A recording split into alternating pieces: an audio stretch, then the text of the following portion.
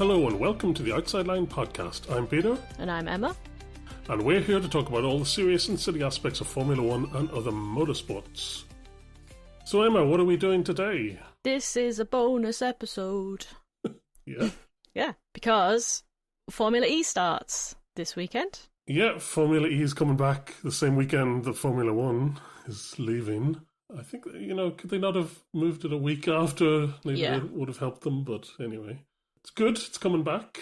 Yep, I've missed it. I'll be honest, I've missed it. Yeah, it's fun, and I think that's what we're going to talk about, is, why we like it, why it's fun, give a little bit of the history. Why everyone should watch it. And, let people know about what drivers there are and what's their story, and, encourage a few people to watch it. So, Formula E, this is the 12th season of Formula E. Yes, it is. So it has been going for quite a while, but as we might talk about, was maybe a little bit of a joke early doors, but nowadays it's totally different. A lot of people have misconceptions, or they remember the silly things, so I hope people give it a chance this season. The current season, I think, has been the best one I've seen in the last couple of years. Yeah, it's been pretty good. It has been good. And that I think, is driven by the introduction of four-wheel drive in attack mode. Yes. So that kind of thing comes in. Although, in saying that, they're bringing pit boost. So they're finally bringing in pit stops, or the equivalent, which is maybe, unnecessary, but maybe doesn't add to the racing. Yeah. The other thing, I did look up, they claim they have 561 million global cumulative TV audience. I don't think that's real. Do you believe that? No, because the only other person I know that watches Formula E is you. Yeah, so exactly. If there was 500 million, I feel like I would know a little bit more than one other person who actually watches Formula E. Exactly. But maybe it's just in countries where, they don't get an F1 race, but they do get an FE race, so yeah, could be that. Could be, but probably not. They're just trying to inflate it to make it look clever. Exactly, yeah, I don't believe that. But I've been to the races in Berlin and in London, and they're both sold out.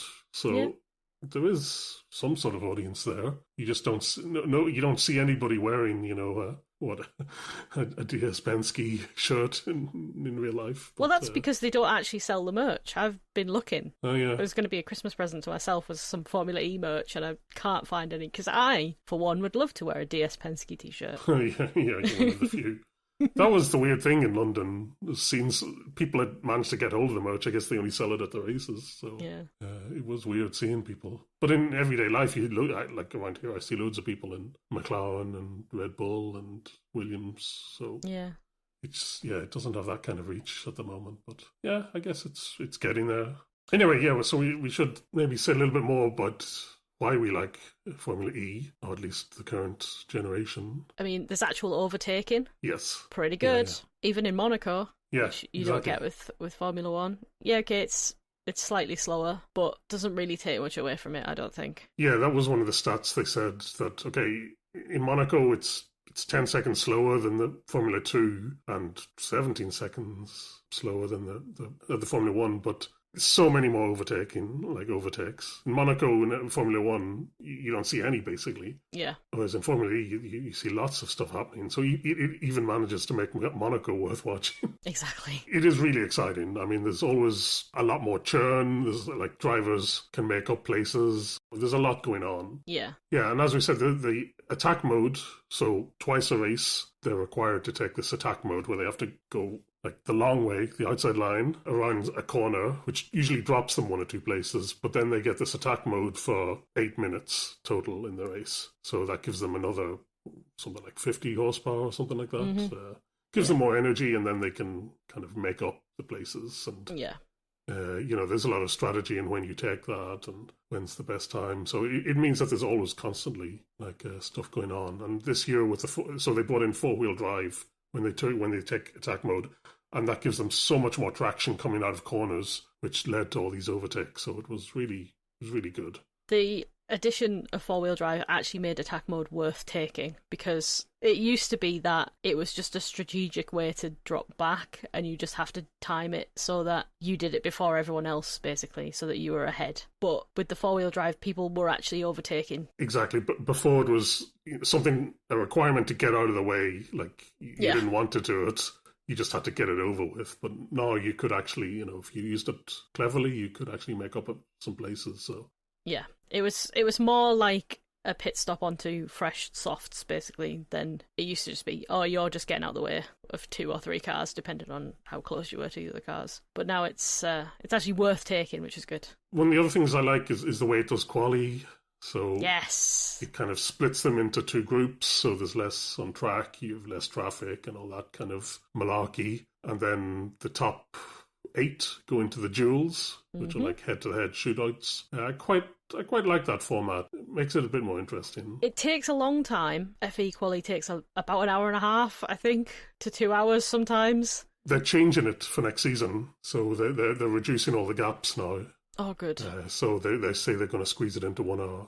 That's good. The plan. That was the only thing, was I liked watching it and I enjoy the way they do it, but it just takes so long. Yeah, I think now they're going to have less time in the group phase, then a bigger gap to the shootouts, but then less gap in between that's good. Quarterfinals, semi-finals. So yeah, that will be good. I like the idea. It kind of puts more pressure on the drivers to get the laps together, and also, you know, it doesn't matter so much about the track evolution, like the difference between, like, basically they both go out in the same conditions and they got to get it done. So, and it is a 1 lap shootout, which is fantastic, really. Yeah, because it is all or nothing, and I love that. I think it's great. Less so if someone makes a mistake that you're actually rooting for, but you know, that's just how it works. It does make it more dramatic because you can, you know, it's not like in Formula One where you can just pull out and, like, you know, go again the next lap, maybe, you know. Yeah. Back off. No, it's you got to go, and if you make a mistake, you make a mistake. Yeah, let's talk about some of the kind of the bad aspects, or the things that have happened in the past. Less good. Less good, yeah. So the first thing I would say is it is harder to follow. F1 is fairly easy because you kind of know where all the teams are going to be. It's fairly stratified. But in Formula E, it's just constant churn. So it's very hard to follow somebody's race, or someone can come up from the back without you even realizing, just because there's just constantly stuff like going on. So it is a bit hard to follow, but you do get used to that eventually, and you get used to being able to spot who's managed to save some energy to the end, and you can follow it. And it is good that they show you now the energy, so you can actually see it. They show you the energy, but also that's where the other teams can see the energy as well. Obviously, the teams have access to their own energy stats, but as soon as they show it on the TV, then they have access to everyone's. Yeah. And I love that part of it. I think that's crazy, like, that they're watching the TV for information. And they do a big reveal of it as well. They're like, energy reveal. And it's great. That's good, yeah. And you see, it is they're still working out the strategies here because, you know, it is still fairly new. So, you know, you will see some people will push at the start and use up more energy, and then they have to save it at the end. And so there is, you know, it does add something to the racing. But this is my biggest gripe with Formula E. It does mean that you don't want to be leading the race. Yeah. So that seems completely perverse to me, that like, you're trying to win the race, but you don't want to be ahead for most of the race. Peloton. The peloton, yeah. So people stay in the peloton where they can save more energy for the same reason, right? That it's aerodynamics. So the person out front is just using more energy to get through. But they create a slipstream for everybody else. So you do get this peloton, which I don't know. I'd prefer if it was just like full push all the time. Yeah, but it's never going to happen. No, it's just a different way of racing, isn't it? And I do hope eventually it becomes a bit like in cycling, where you get these breakaway groups who try to break out in front of the peloton and make it to the end. That maybe when they bring in different choices for tires and things like that, or get the pit stops different, that it might eventually happen. But yeah, you still get quite a bit of the peloton racing at the moment. Yeah. Which is fine. You just got to get used to it, you know, and you got to get used to following the drivers and watching their energy and seeing how they're doing, because they can overtake, you know, it's less about track position, it's more about the energy saving that you can do. Yeah, but stuff like that means that you can be watching the peloton, they're sort of chopping and changing, no one wants to lead, and then someone comes from like P10 and manages to get to the front and win, and that's what makes it exciting. Yeah, it does mean that the last laps are normally very exciting because somebody has like 2% more energy and can like just glides through the field, and you're like, oh my goodness, wow. Yeah. We should address some of the things people criticize Formula E for incorrectly. Yeah, incorrectly. And the first one I will go for is fan boost. Fan boost.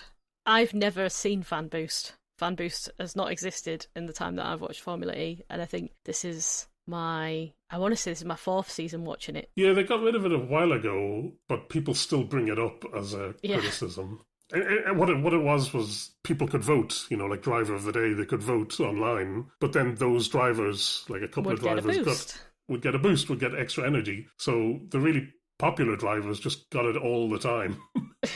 And it was just so unfair to everybody else.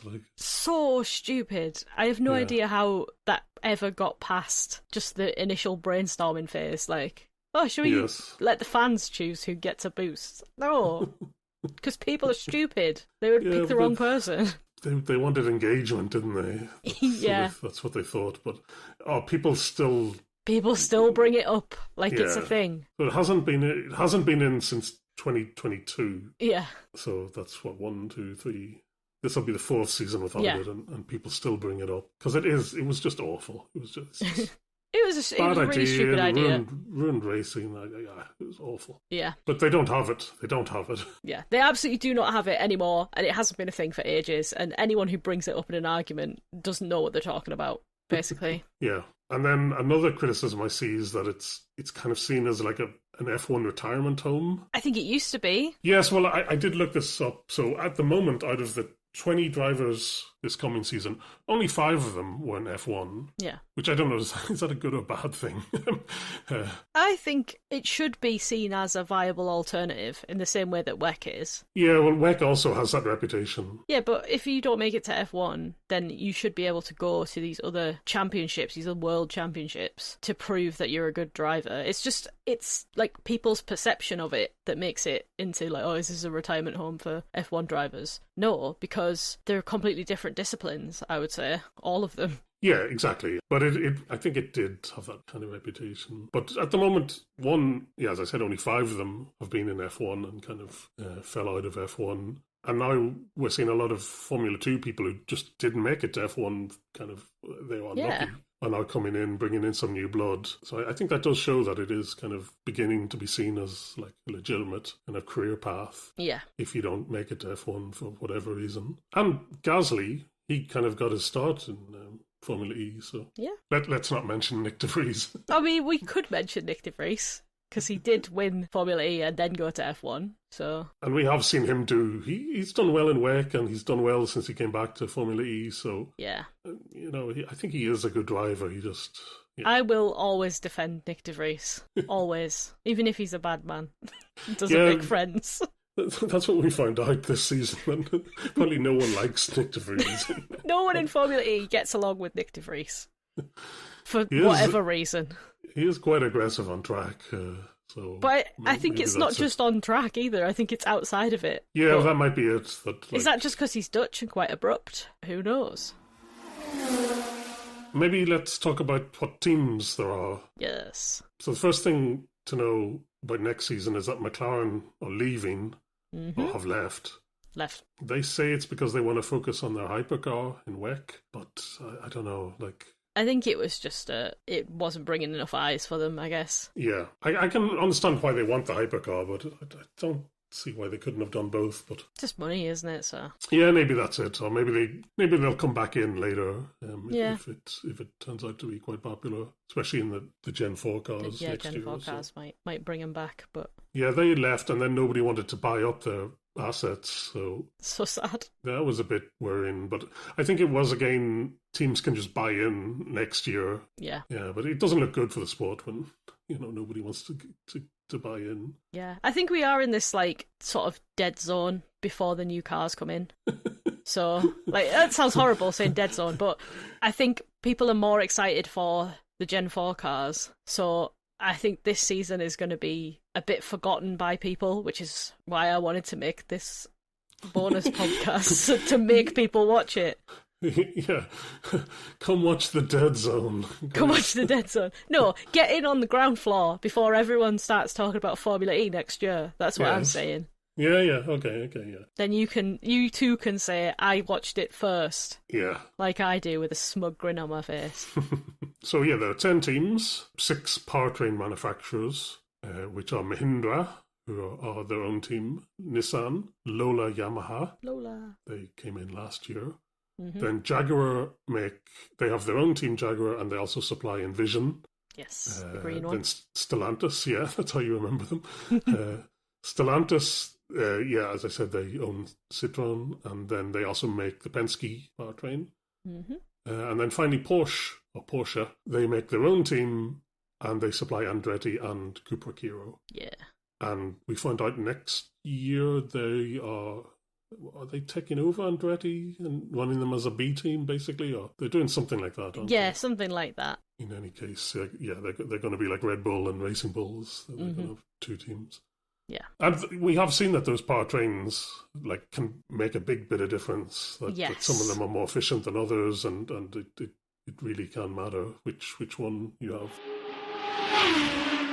Yeah, so those are the teams we have. And then, the drivers. Yes. We had 5 drivers leave. So Stoffel van Dorn, who was a previous champion and was in F1, wasn't he? So he's left. And Jake Hughes also left. Both of them were kicked out of Maserati when it rebranded. Yeah.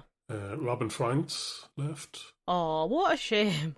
Whatever will we do without him crashing all the time? Yeah. Well, Sam Bird left. Oh, that's what I'm gutted about. I love Sam Bird. I still love Sam Bird. He's a reserve driver for Nissan, I want to say, now. Yeah, he's the reserve driver for some team, but... Yeah, one of the teams. Yeah. So McLaren left, and Sam Bird just couldn't get a drive. And then also David Beckman has left, Cooper Kiro. David Beckman.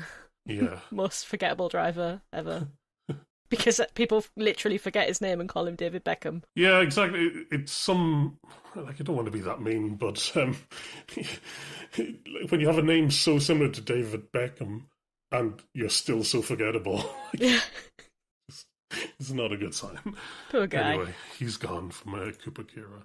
He didn't have a great season, in fairness. And no. He's gone. And then coming in, only 3 drivers replacing them, basically. First one, Joel Eriksson, who basically was a test driver for the last 10 years in Formula E, but is kind of finally getting his chance. Yeah. So he has done something like 12 races. Yeah. I think I've seen him a couple of times. Yeah. Pop in. He pops in, yeah. So I guess somebody's like, okay, maybe this guy is actually... It's time to actually give him a job. Yeah. Then Pepe Marti, who we see moving to Cooper Kira from F2. F2? Where he was... I mean, he was all right. Okay. I think he was okay. He was better in his rookie season than he was this year. Yeah, he had a couple of good results, but I mean, he was Red Bull and... He was never getting to F1, so this is a good move for him, I think. I agree. And then Felipe Drugovich. Felipe's finally made a decision. He's finally left Aston Martin. Finally left Aston Martin and got himself a real job. Yeah. Instead of preying on Lance Stroll's downfall, which should be a real job, but it isn't. I mean, I'm doing that job for free. For free. Yeah, we were just voluntarily doing it. Anyway, he's going into Andretti, so that'll be interesting. You know, he did do one race last year, I think, in Berlin. He did, yeah. He did all right. Did all right, and you know, he's obviously got skills, and just he can certainly drive a car. Didn't make it to F1 because stuck behind Daddy's special boy. So, so that'll be very interesting to see how he does. So I'm excited to see how Marty and Drugovich do. Mm-hmm. Then we had a few people moving. Yes. I mean, I don't know if you want to say anything about Nico Müller moved to Porsche from Andretti. Whatever. Yeah, Antonio Felix da Costa moved from Porsche to Jaguar. Well, that's a good move for him because he's not in a toxic work environment anymore with the evil Pascal Wehrlein. Yeah, it turned out they didn't get along with each other. And but he's a former champion, isn't he, da Costa? Yes, so. he is, yeah. Nick Cassidy, he moved to Citroën. Good old Nick Cassidy. Jean-Eric Verne moved from DS Penske to Citroën. And he's the only person who's won it twice. Yes. The Formula E Championship. And he was he Red Bull? What was he? He was in F1.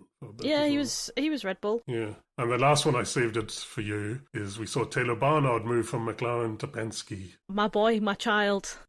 My little child. I saw a quote from him from that Formula E documentary. where he said he's not here to make friends. Oh. And I was like, that's my boy.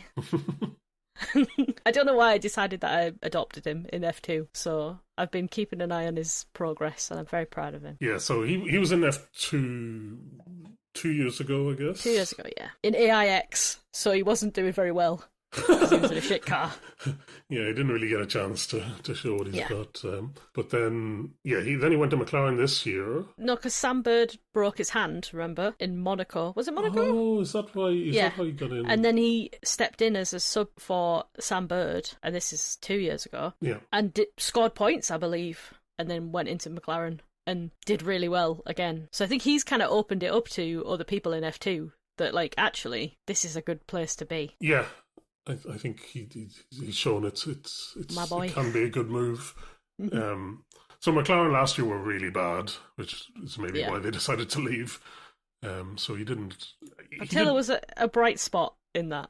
Yeah, but Penske are a better team, more or less. So yes, it'll be interesting to see how he gets on. And then a few people. Well, we have to mention previous winners. So Ollie Rowland won it last season, So he's the reigning champion. He is. So he drives for Nissan. My twin. As you already mentioned, Pascal Wehrlein, Porsche, previous champion. Jake Dennis, also previous champion. Yeah. We already talked about Nick de Vries and De Grassi, previous champion. And Sebastian Buemi, previous champion. Also F1 for a little bit. So it does mean we've got, 1, 2, 3, 4, 5... 6, 7, 8 out of 10 previous champions are still racing. Yeah. Which does show you that there's a churn, anybody can win it. Then a few others to mention. I'll save your other favourite to the end. Okay. Norman Nato, Maximilian Günther, Mitch Evans. Yeah, Mitch Evans, another Kiwi. Mortara. Yeah, he pops up places. And Zane Maloney. Yeah, boy from Barbados. Also came in from F2. But didn't do as well as Taylor, but that's because he's at Lola. Yeah. Unfortunate for him. And then lastly, Dan Ticktum. Dan Ticktum! Love of my life. Who for some reason you like, and everybody used to hate him. Everyone used to hate him, but I think they're coming around to him now. I think in Formula E people are coming around to him, but still in F1 they also like, is the Ticktum still drives in Formula E? I'm not watching Dick Tantrum. Yeah. So he had some controversy at the start of his career, but again, like a decade Controversial. ago. So, yeah. But can't we move past people? People make mistakes when they're teenagers. We should move past this. I'd be inclined to agree, yeah. I mean, so he did basically intentionally crash into He did intentionally driver, crash into someone under a safety car. which you never want to see, but basically, I mean, he apologised for it and... He's been punished for it about 10 times over, I feel. By having to race in Formula E. Is that the punishment? The reason why he has to race in Formula E is because Williams gave him a second chance and he slagged off Nicholas Latifi. That's why he didn't make it to F1. Yeah. He's a bit volatile, let's say. Not very PR trained. Yeah. And that's why I love him so much. So, if you're listening, Dan, hi. Please listen. I'm single. Anyway, so there's all the drivers. And I should say that most of them you do see pop up in like WEC or IMSA or Elms. Like you can do it. Like you can do both. other series. Yeah, you can do both. There was only one race WEC last year where they overlapped, I think. And yeah, I think there was 2 the year before, wasn't there? People had to choose. Yeah, but you can do it. And I like the idea that a lot of these F2 drivers kind of keeps their single seat career going. Mm-hmm. Maybe they'll make it back to F1, but if not, it's like a nice way to sort of transition into WEC or something like that. Yeah. So with the tracks, what we saw was Indonesia got dropped. Mm-hmm. Miami is going to switch to the same place as the Formula car 1. Park. The car park. And then also going to a new track in Madrid. Mm. And also a new track in China, Sanya, which is like the Chinese Cancun, basically. It's like a tropical beach resort type place, which might be nice. They do a lot of weird tracks in Formula E. So it used to be that it was all street tracks, and now it's kind of moving away from that a little bit. Yes, what I say is that so they either do street tracks, short versions of the Formula One tracks, or straight up car parks. Yeah. Um, so in London. London and in Berlin, basically they just get a big patch of car park or like former airport and build their own track, like with just random walls and fences. Yeah, so basically build a street track in a car park. You do get a bit of a mix, but it's not like in IndyCar or something where like the tracks are that great. I do like that they race in Monaco on the same circuit as the F1. Yeah. So that gives you a bit of a comparison, and that's nice. Yeah, Formula E Monaco is way better. Yeah. I'd say in terms of like ranking, F2 and Formula E Monaco is about the same. You get the same level of fun and carnage, I think. Yeah. But apart from Formula E, you're slightly more experienced, so you don't get like major mentalist damage like we saw this year in F2. Yeah, they're older and wiser, most of the drivers. Most of them, yeah. In Formula E. Although you still see a lot of crashes, so I don't know. Yeah. Good. Anyway, so this, December to August, 17 races. I mean, I wish it was less. I wish it was like 3 months, but fine. Or just more races, but... Yeah. I just think the first race should just be in January. Yeah. It's weird that they've done it like this, but I guess... Yeah. Just how it works. Yeah, exactly. Okay, what else do we need to mention? Oh, yeah, so we already said about the attack mode, and then last season they brought in the pit boost. Mm-hmm. So you come into the pits and you get some charged. Get your battery charged for a little bit, and it's kind of like a pit stop, or kind of forces you to do a pit stop. They're changing the rules next year, or this season, so that if they do a pit boost race, then you only have to take one attack mode. Yeah, that feels a bit better, I think.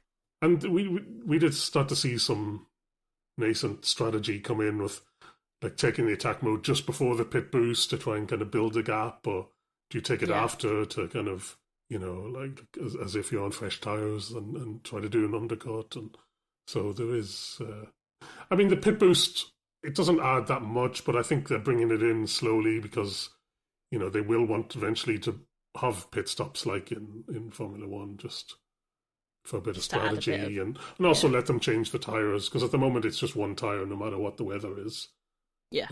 So you don't, there's no strategy in terms of a soft tire or a hard tire or anything like that. The other change I found out for next year is that they're not going to be allowed to do burnouts at the start of the race.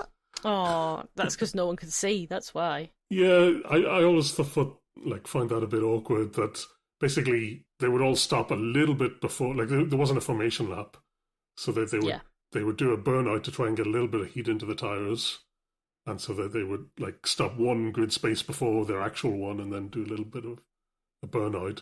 But it meant that the race had to be delayed until all the smoke from the rubber kind of dissipated, otherwise you wouldn't be able to see anything. So, which is especially bad when, like in London, where the start-finish straight is inside. Yeah. Which is, terrible. Terrible for the fans, I would imagine. Just choking on the smoking rubber smell. There was certain places where there was no wind or anything, and the smoke just sort of hung there for a while, and they got like red flags, yellow flags to wait. It was funny. Until the smoke. But anyway, they're getting rid of that. In TV in the UK, they showed on ITV4 this year, which I think is an upgrade from ITVX, but still not exactly like prime time, is it? It's not prime time, but quite hard to find sometimes. But yeah, I think in other countries you can watch it on YouTube, and I think that helps it build its it is on big YouTube. Audience. So just here it seems a little hidden away, which is annoying. Good. Let's end with some predictions, which is sort of impossible, but maybe just some people to keep an eye on. I'll go first. I think Verline is going to be good again because he has been pretty good the last couple of seasons, so I think he's always going to be there. Unfortunately, yes, I agree. Then Barnard, you want to make any prediction with him? I reckon he'll be better. Obviously, he's in the Penske, and as we know, Penske are pretty good in Formula E. Yeah. I would definitely say he'll be up there, but the Cupra was looking pretty good the end of last season. So maybe some good stuff from Dan Ticktum as well. That could be there. And another person who surprised me at how well he did in Mahindra was Nick De Vries.